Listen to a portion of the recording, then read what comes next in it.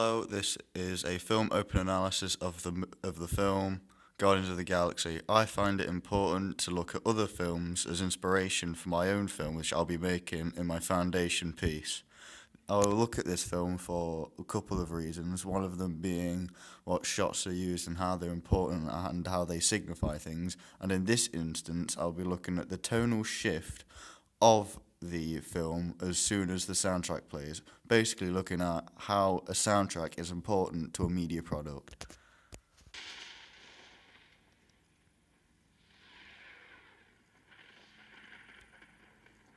This first shot describes that we're no longer in the world we know, we're in a sci-fi world. This signifies that anything could happen.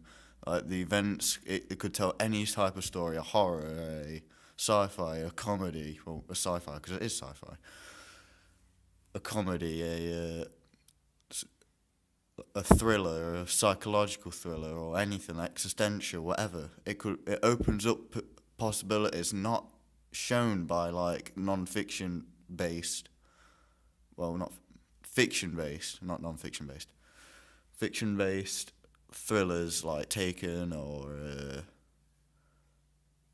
John Wick. Well, that's more of an action film, but like films grounded in reality, it opens up more things to do anything with. This shows that a good opening can show its main genre and open up the possibility to do whatever it wants with it.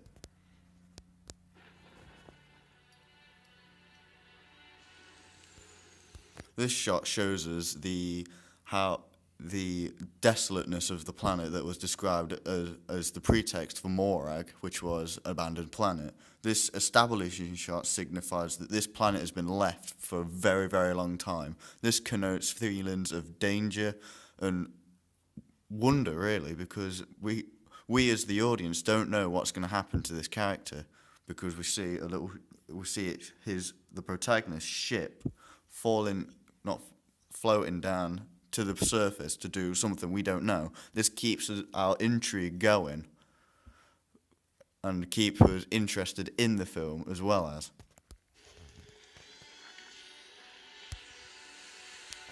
The typography used in this film opening is very, very,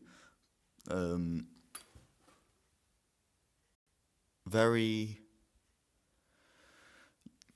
useful as it shows us the sci-fi nature of the film. It shows us that the film is sci-fi, so it's going to have like a space-aged kind of typography, which leads us to suggest that this film relies on the sci-fi elements, generic sci-fi elements that are used within this film.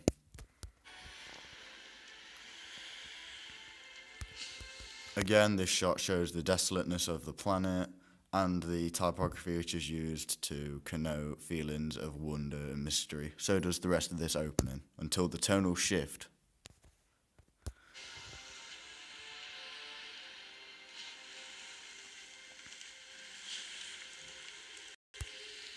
We also see how harsh this planet is, and how like the character, the protagonist, is getting beaten by the rain. He has to wear like some sort of face mask to protect himself from the dangers that the planet gives us.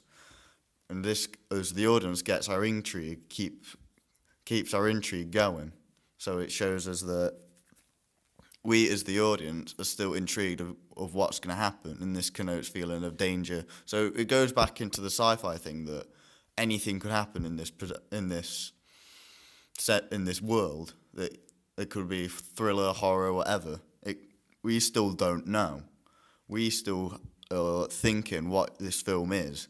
Could be a comedy, could be a horror. Nobody knows, but we want to see what happens to this protagonist as rain's beating him down, and is looking for something by the looks of it, like moving towards an objective, like a goal, through this film opening. This shows that a good film opening can have a little mini story and also introduce the entire world at large.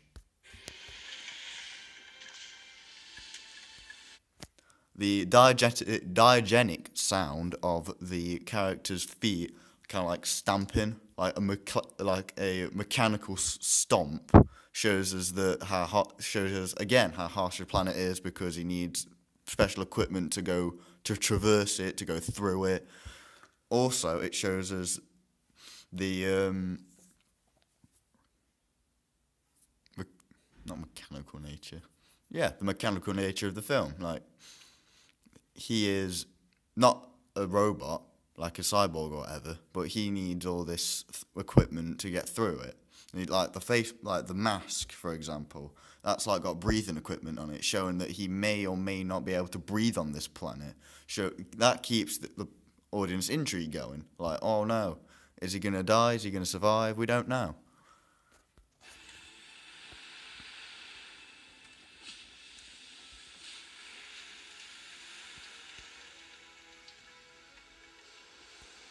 This establishes shot shows the goal that the protagonist is working towards in this opening. This shows that a good opening can have a mini story, like I've said before, and tell us what this character's moving towards and what goal is going for. And again, that typography being used to add to the sci-fi theme, sci-fi genre at large. And we can see buildings in the back, so he could be moving towards them. That keeps the intrigue going. Is he moving towards them? Is he going somewhere else? We don't know. That keeps the intrigue going.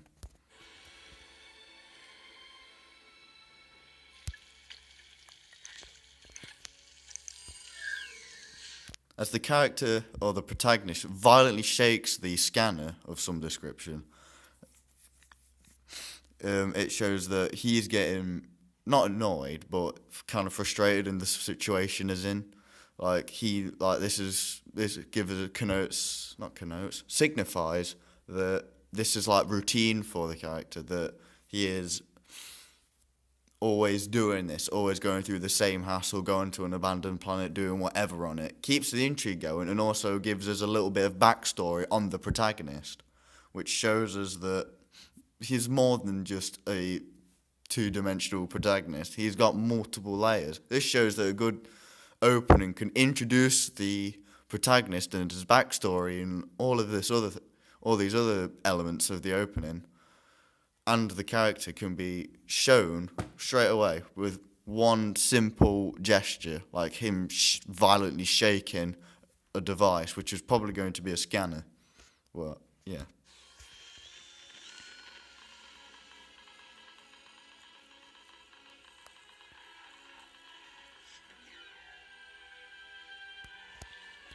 This shot is used to see what the planet would have looked like before whatever happened to it. This connotes or signifies that there is something greater at work, like something's happened to this planet, we don't know about it, so we want to know what happened to it. We probably won't know what happened to it directly through the film, but this opening begs the question and opens it up to what happened to this planet to become a forbidden, like, abandoned one. It connotes feelings of danger, excitement, intrigue, like I keep saying, that the audience feels because they don't really know what happens. And also, the soundtrack at this point is quite orchestral, showing that there's some sort of mystery behind it. There's some sort of like thing which is being built up to in the opening, like the opening is building up to something like grand, and we discover something about the world or something about the character.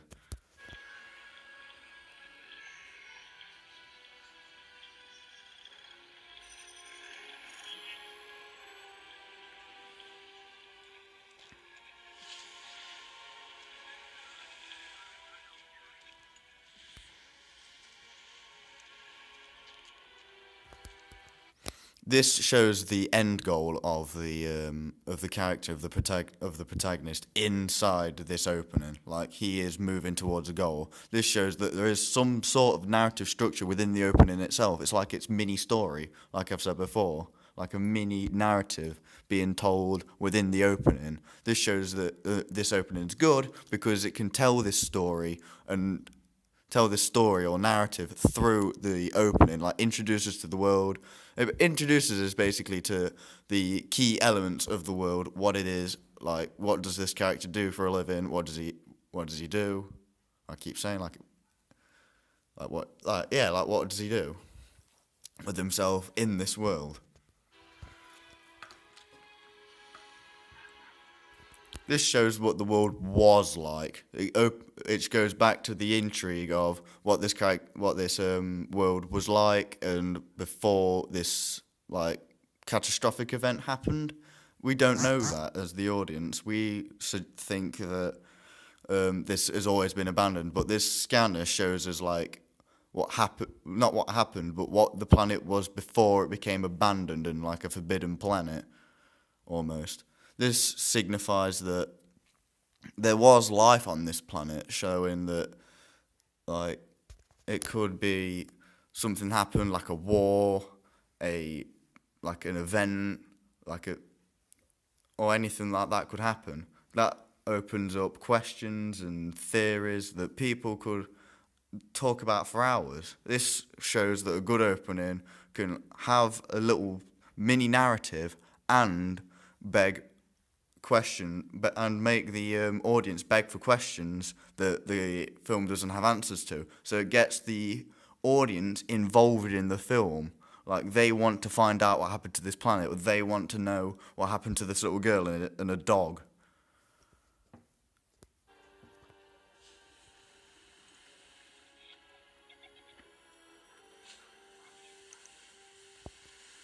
And as the character walks above them, it shows that he's intrigued as well as.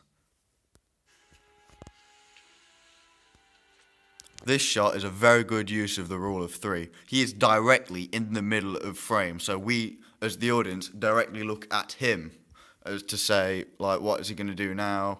Like, it's still going through that feeling of intrigue and that feeling of, like, want to see what this opening is building up to.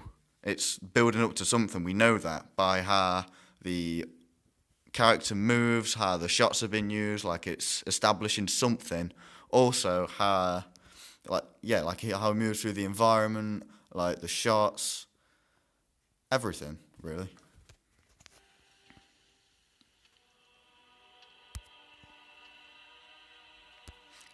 And as the orchestral soundtrack blurts out like this, not monotonous, but this etheric, like ethereal, that's the word, not whatever I was going to say. Ethereal tone saying like, whoa, this is going to be good, this is going to be amazing, this build up, what they've been building up for about a minute and a half, is going to pay off, it's going to be amazing.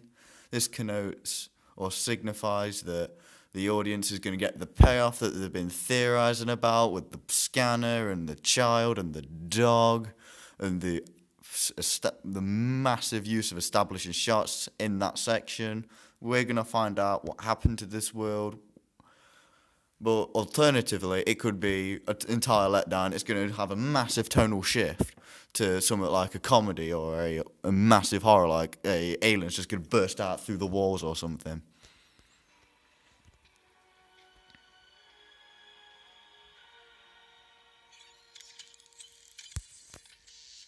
If the character takes off his helmet, it shows us like, this is a sci-fi genre because it's like digitized in a way. It also reveals the character that he is a human, that we can relate to him because we are of the same species. It's because sci-fi has like multiple different species that these creators and directors create, that having a human protagonist gives us that connection to say like, oh, we're the same thing because we are the same race and the same race and the same species.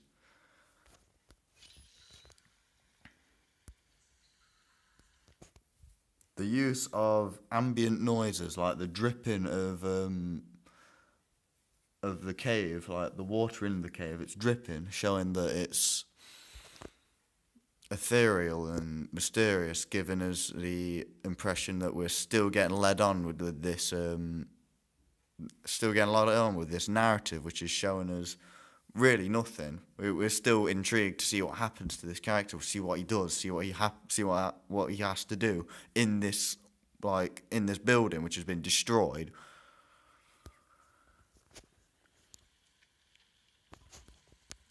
Also, there's the I forgot to say there was the absence of the ethereal soundtrack. It's changes, like it's gonna build up to something. Like there was the period of orchestral music when he's all walking through all the desolate plains and all through the wind and rain, using the scanner to scan through the environment. Then there's nothing. There's no sound. There's literally no sound. There's no soundtrack. Barely any diegetic sound. This shows that he is not the character, but the film's getting ready for the big payoff that the audience wants, because they're like the edge of the seat. They really want to know what's going to happen, what he's going to do, what's going to happen in this environment. Is a big alien going to burst through the walls? Is a big ship going to drop down? No one knows. That gives us the impression that we're getting led on to something that we're either going to really like or get let down and laugh about it, because it could be a comedy at this point, like an action comedy, because we've already established that it's action as well, as he is like ominously moving through the environment and really fighting his way against the elements to this building.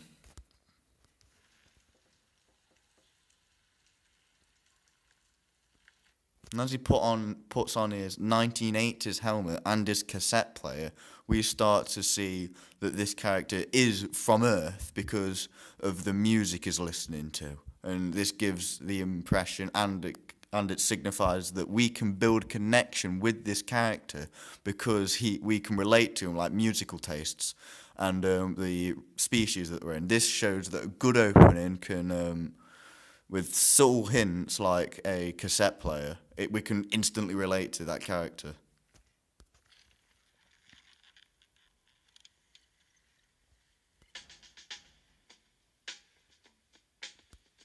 And as the character starts to dance and starts to listen to one of his favourite songs, it shows that there's a massive tonal shift in the opening from a ethereal kind of like mystery sci-fi adventure almost to like a comedy in an instant, like that. Like it's gone. Like now we're one thing, now we're another thing. That introduces the theme of kind of like humor and playfulness in this protagonist, because he's starting to dance with the music. Like he is like reminiscent of a time before he became whatever he is now.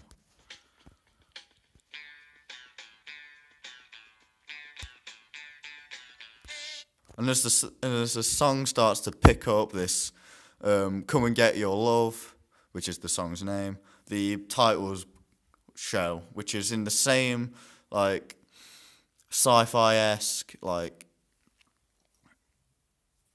the same sci-fi typography that was the entire like openings like thing. Like the typography being used reflects the tonal shift. It could be used as a mysterious thing or as a playful thing.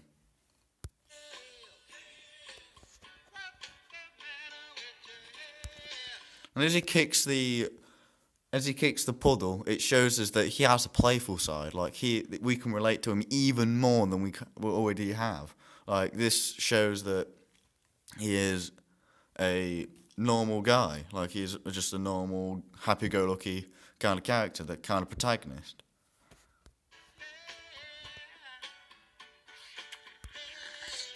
And the rats fighting kind of show a distinct contrast between the character and the environment around him. The environment's desolate, horrible. There's like rats trying to eat each other, but this guy's just dancing around in it, like prancing about, like he's enjoying himself, like he's being happy because he's listening to one of his favourite songs. And it showed And it also shows that one of the theorists of what was his name? Theory. Yeah, Stuart Hall's theory of interpretations and like the negotiated, the rejected, and the accepted. We accept that he is a happy-go-lucky guy, but we reject that But we can also reject that. But the negotiated meaning is he can be either two, which relates to the tonal shift because of the music. The music in this opening, the soundtrack, the non-diegetic sound is prominent throughout the entire film, and this opening shows that. This shows that a good opening can introduce key elements of the film and how it can be used effectively.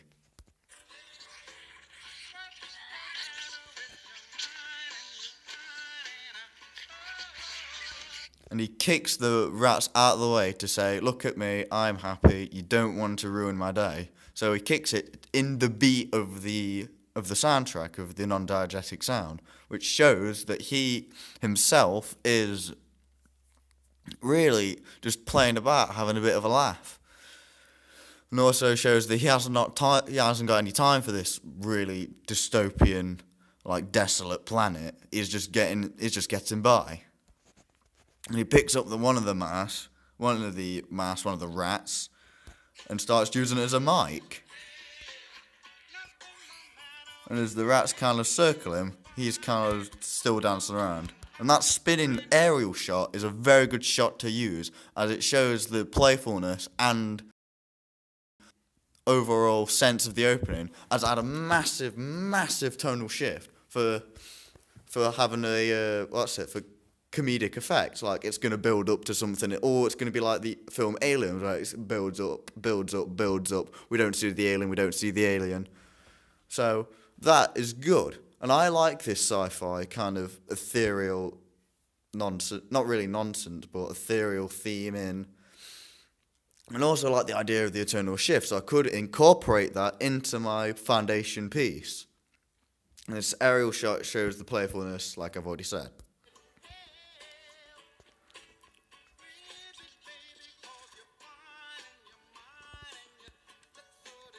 It also starts to spin around this skeleton, which kind of shows the planet's life, and this could connote that the building is like a museum for the kid with the dog, like playing outside the museum. This kind of shows like how that kind of goes back to the establishing shot of it being a massive monolithic building, showing that like the great power of this race that was like destroyed and like kind of like removed from existence almost. And the camera movement of this is perfect for what the character's doing. He's still using that. He's got another rat and using it as a microphone to like sing into, to like he's basically like a giant kid at this point. Like he's using a rat to like sing into, where you could use where kids use like the comb or whatever. This kind of shows how relatable the protagonist is to the audience. It kind of shows that we all have a fun, goofy side to each other. We're not all this brooding, kind of like badass character who kind of goes against Laura Mulvey's hypermasculinity theory, which was founded in the 1980s. As films like Rambo, which like Sylvester Stallone was like this giant kind of like badass dual wielding heavy machinery and machine guns, just mowing down people left, right, and centre. But this guy kind of shows a human side, like a fun, like happy-go-lucky side, like I keep saying. And this is even further proven by this. He's sliding around like he doesn't care what happened to this planet. That kind of like beatens down the protagonist, not the protagonist, the film's kind of like sense of wonder. It just stops it. Like, this is a comedy now. He's sliding, having a happy, like, goofing around. He's just being happy. And all the people that thought that this was like a horror or a thriller, that was completely wrong. It could show that that could show it. That was like a negotiated meaning, like they was trying to find out what it was, kind of like trying to find out how this was, like how the planet came to be. But the character just doesn't care. This kind of shows the audience's lack of care as well. If the protagonist doesn't care, the audience doesn't care, which kind of is kind of like a bad thing, but also a good thing. A bad thing because it lets down all the people that try to theorize what happened to the planet, like, oh, this is going to be good. But it's kind of a good thing because it can just leave this planet behind. It's not integral to the story, which kind of relates back to how this opening is brilliant. It tells like a mini narrative, like that could be that's separate from the rest of the film, but also can also introduces key elements of the film and key elements of the narrative.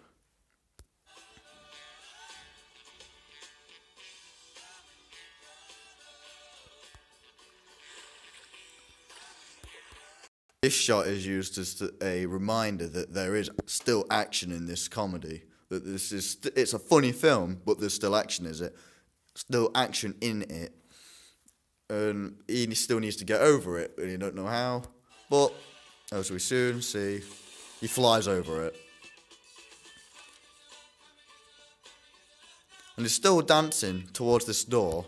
And also, this shot shows us what he does. He's either like a grave robber or like not a bounty hunter, but a person that gets things for people for money, for whatever. Because he's lockpicking this door, and this mid shot, like over the shoulder mid shot, looking at this lock, how he's trying to break into it, kind of reinforces that.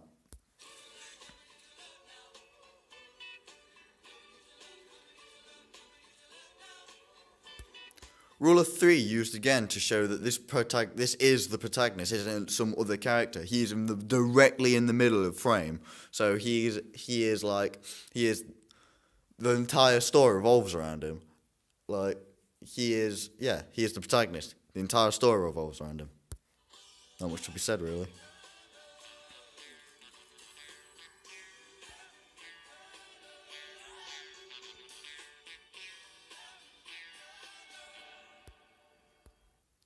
This shot is probably is the penultimate shot, and this introduces the MacGuffin of the film. This shows that this film is going to rely on a plot device to carry it forward. Like this sphere, whatever it is, this shows that this film is still quite generic. How it uses a MacGuffin to propel the film. This is a good thing for the opening because it can it shows that this MacGuffin, this magical object, is the driving force for the film, and that's not a bad thing.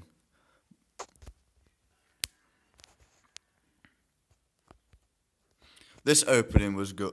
Right, this was a good opening, and I'll tell you for 3 reasons. 1, it tells a mini narrative.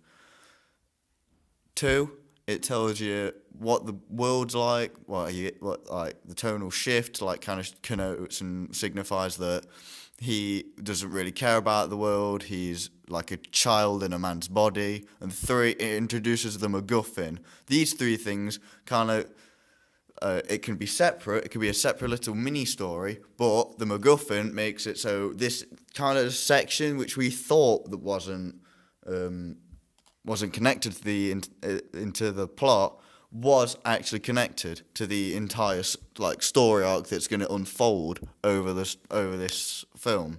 I hope you enjoyed this film opening analysis. Sorry if I stuttered a bit or whatever, but alright, thanks for watching.